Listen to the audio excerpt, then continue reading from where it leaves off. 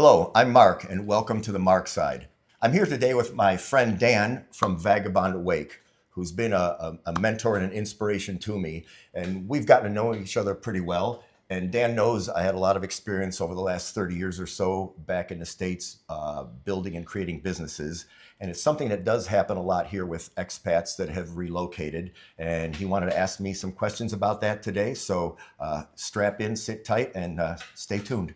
Yeah. So Mark, you're 3 years now, and because of your background, you love shooting the shit with people about business. Love it. And so you know many business owners here, and expats that come here and start businesses. And so, what are examples of businesses that are doing well here in Da Nang that expats start? Well, the ones that I'm aware of are in the expat area, which is also the tourist area. So what's big in the tourist area? Bars and restaurants. The expats seem to gravitate to those businesses because that's where they want to be most of the time, especially when they're older and retired. So I have a number of expat friends that some were here before COVID and have successful businesses. And they're successful because they've already been here 4, 5, and 6 years. I had someone say the other day, "Oh, I've got a successful business." And how long have you been in business? And they said 6 months. I said, well, at least where I come from, that's not much of a track record, but it's fairly easy to open them up. But the bars and restaurants, because we are in the tourist area, and the tourists are going to come. All you have to do is open your restaurant. They'll get there. You've got to be good, or they won't come back. But the tourists are coming, so if you open up a business in the tourist area, they will see it. They will know about it. They'll probably try it. It's up to you to make sure that they come back again. Yeah, that's great. And so, think of a couple businesses and let me know how do they distinguish themselves? Who wins, who loses? Well, what are the factors in I'll that? tell you, coming from business in the West, Yeah. and some parts of it in the restaurant business, Southeast, well, I shouldn't say Southeast Asia because I've only lived in Vietnam, but Vietnam is not known to have the high quality of service, customer service, like the West is. So when expats open up a business, whether it's a bar or a restaurant, typically they're training their staff to a higher level of service, which Westerners, the tourists, are used to and expecting.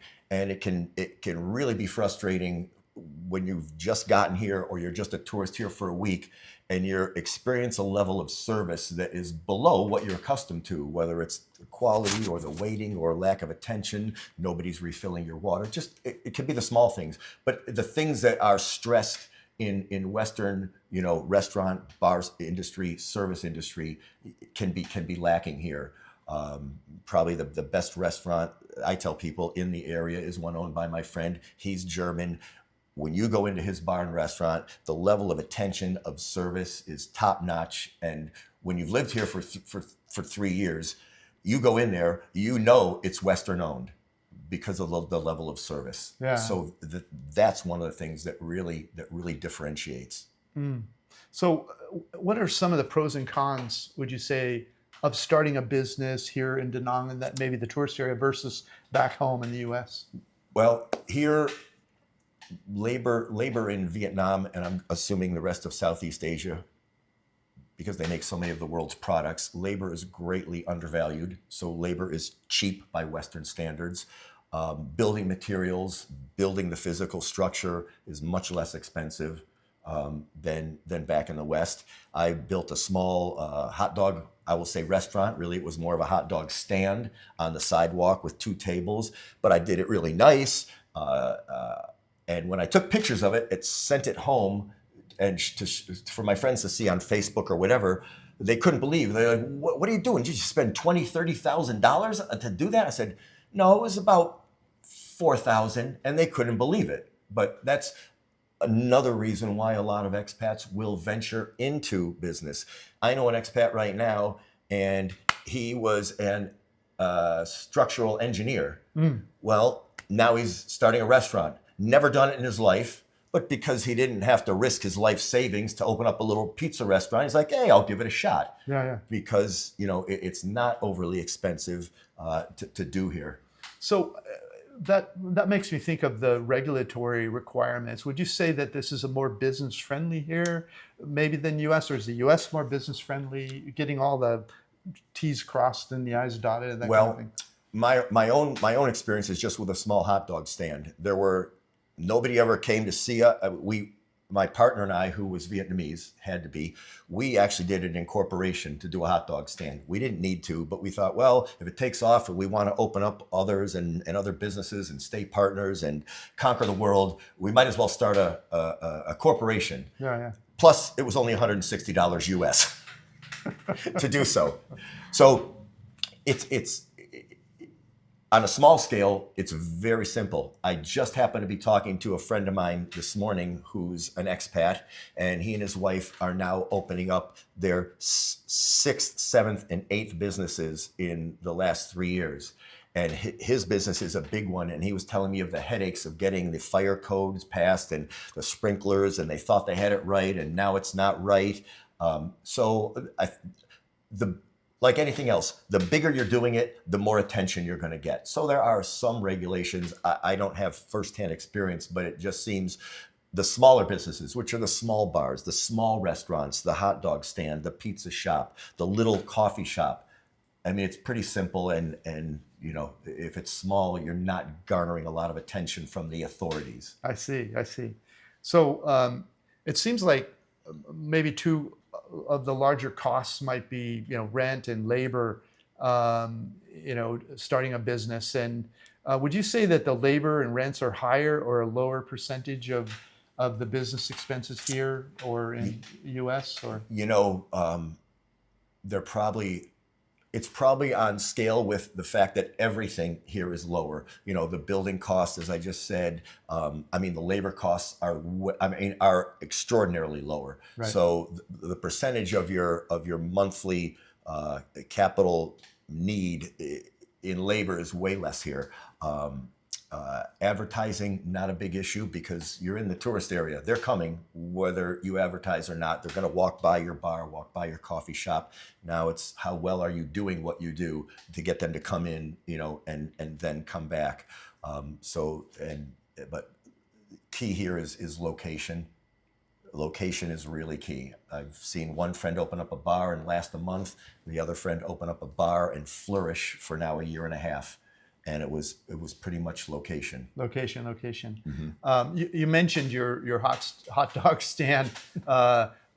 So I would, that's like a brick and mortar business. Would you say how much cheaper is brick and mortar on a whole here when you start a business than the U.S.? Like what's in maybe some other examples? Do you know? I could get them because I have a friend. They built their own building to do their own pizzeria. I don't remember the cost, but you have to rent the land, then you pay for someone to build the building, the restaurant on the land. Yeah. So you own the building, but you're still paying rent every month, because you've got that commercial space in the expat area. Right. I think rent is around $750 to $1,100 a month. Right. To have a pizzeria in a tourist area. Right. I don't know what it costs to have a pizzeria in a tourist area like in Vegas or South Beach, Miami, but I'm pretty sure it's a bit more. Yeah. Just everything is just lower. It seems like things go up faster here. Like these build outs that you see, what's your perception of that? It's crazy how quickly they go up. Now, I did some house flipping and remodeling in the last 20 years. It's also frightening to see how things are built here sometimes when you're used to Western standards and Western materials. But no, it's amazing how quickly things go up. When I first got here to Da Nang, two months after the country opened, after being closed for 2 years, tons of stuff was closed. Within 6 months, there were just restaurants and hotels and spas and bars that had been dusty, closed up, furniture stacked up for the last 2.5 years, and suddenly they're opening up everywhere. And it still goes on. When the Vietnamese want to do something, they get the manpower together, and it gets done at a remarkable pace. Yeah. It is something to behold. Yeah. Well, that's great, Mark. Thanks for taking the time to answer these questions. It's very helpful for me. I get people to ask this stuff all the time. No, it's my pleasure. I appreciate you giving me the opportunity here on my new channel, and we'll look forward to crossing paths again and collaborating. Thank you so much. All right. Bye bye. Bye bye.